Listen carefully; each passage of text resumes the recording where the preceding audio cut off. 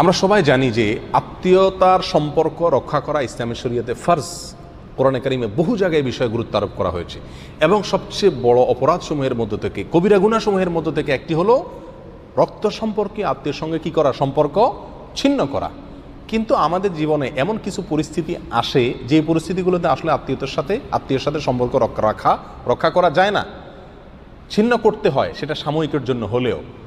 তো এরকম কোনো পরিস্থিতি কি আছে যে পরিস্থিতিতে আত্মীয়ের সঙ্গে সাময়িকের জন্য হলেও সম্পর্ক ছিন্ন করার অনুমোদন ইসলামে আছে?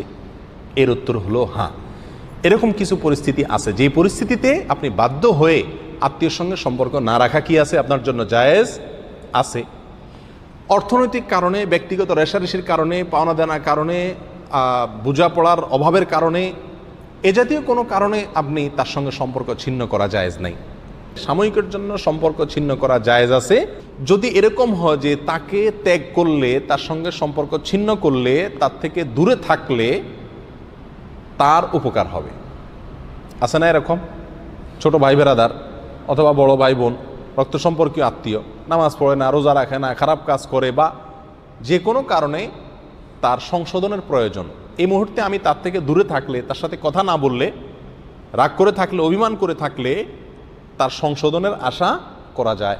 এরকম যদি হয় তাহলে তাকে সাময়িকের জন্য কি করা যাবে, ত্যাগ করা যাবে।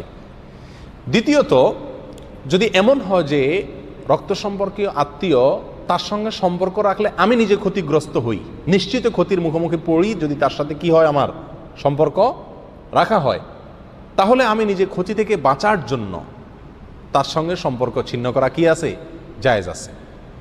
যেমন কথার কথা, আপনার রক্ত সম্পর্কীয় সে আত্মীয় জাদুকর অথবা তাবিজ কবজ করে মানুষের ক্ষতি টতি করে, এই টাইপের আছে না এরকম অনেক আত্মীয়, এবং তার সাথে আসা যাওয়া করলে, তার বাড়িতে খাওয়া দাওয়া করলে সে আমাকে কোনো কিছু খাওয়াই দেওয়ার আশঙ্কা আছে, এবং এটা শুধুমাত্র মনের ওয়াসওয়াসা না, বাস্তবমুখী আশঙ্কা আছে, তাহলে সেক্ষেত্রে আপনি নিজে বাঁচার জন্য তার সাথে সম্পর্ক না রাখা বা তার থেকে দূরে থাকা কি আছে, জায়েজ আছে।